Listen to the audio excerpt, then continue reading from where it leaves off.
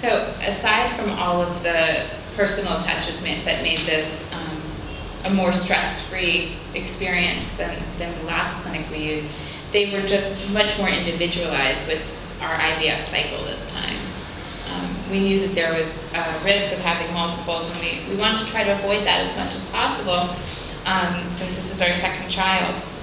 So they had suggested, and it was the first time it had ever been suggested to us, to do a sequential embryo transfer to reduce the risk of having twins, and it worked. Also, I was waiting for my trigger shot.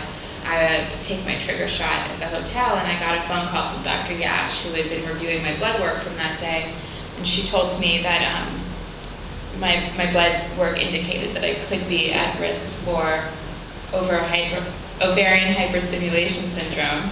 So she couriered over at 11 o'clock at night a new trigger for me to take, which potentially saved me from OHSS and the discomfort of that. She also introduced another drug into my cycle this time, Veris, I think it was a drug for egg quality, to try to preserve the quality of my more mature eggs. And I don't know what exactly did the trick this time, but this was our third fresh cycle and we've done 3 frozen cycles, and this is our baby now. This one worked. What else?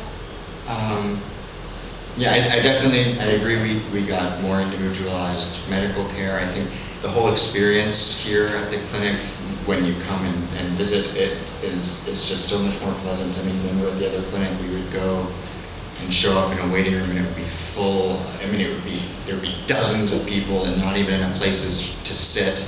And people would be standing, and it was really crazy. And when you come here and you sit down on like a comfortable couch, and there's maybe 1 or 2 other people that you can chat with, and they offer you juice and coffee, and you develop relationships with people here. You come to know people and like them a lot. Yeah. When I the last person I saw when I went under for my egg retrieval was Dr. Yash, and she was the person who was holding my hand when I woke up. I mean, I didn't expect that. She didn't have to be there. She really had no medical purpose there except to lend me her support. And the same was true when Asa was born. To see her bring him out, it's like a real gift to finish the cycle with them. Yeah. It's special, what was I about to I mean, add? we want to go home, but I sort of don't want to go home. We just feel so comfortable and so grateful. And I was saying to Zach the other night, I hope that everybody who comes here just ends up with a baby like we do, because it's nice. It's nice. It worked out well. Yeah, it worked out perfect. I can't believe how perfect it worked out. Yeah, it just worked out exactly right. Our surrogate was an perfect. Amazing, positive woman. We got more information than I had when I was pregnant the first time.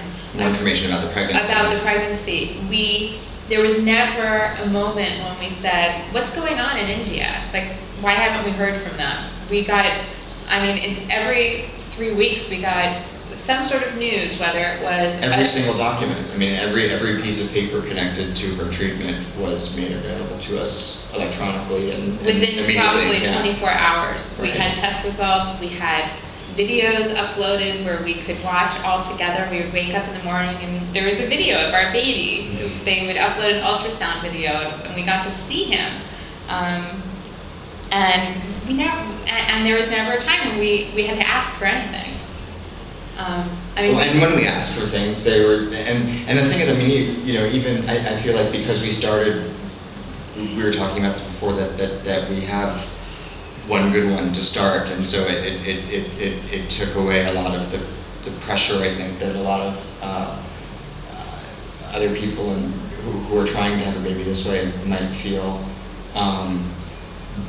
But even notwithstanding that, we once in a while, I think both of us would sometimes go a little bit bananas and get a little. I think they are prepared for their clients here to really be so full of anxiety and even like almost a little abusive, and they just sort of deal with it very professionally There were and so sweetly, many you know. so many emails I sent to Sudhir before we actually arrived in Mumbai, saying like, well, I haven't gotten this in line yet, and I'm a little nervous. Is this going to screw things up? And every email he sent me back, greetings of the day, and so calming, and just made me, you know, before I even set eyes on them, I had so much confidence that they were going to take care of us.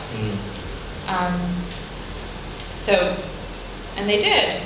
And it was, I mean, I think another special thing was organizing, the way they organized the video chats. Oh yeah, and that was a lot of fun. Because it was very special to Skype with our surrogate. It was just to see her happy. You know, that was important to us. That this baby was growing in a woman who was having a positive experience. That he was marinating in her positivity. I mean, she was beaming every time we spoke to her. And Zach kept saying, I want to get to Mumbai because I want to hang out with her. I want to talk to her more. I want to know her better. And they really made sure that she was well taken care of medically and emotionally, and that and they really led us through the journey of Asa's birth. And seeing her and introducing her to Asa, and we're able to leave India with our son knowing that she's okay. You know, she's come through this experience and been well taken care of, that she doesn't have regrets, and she feels good about herself. So, and that was really important to us, that she have a positive experience, that this didn't injure her in any way, that she was prepared for it and taken care of through it, and we're confident she was. Anything specific? What else can we tell you? No? Okay.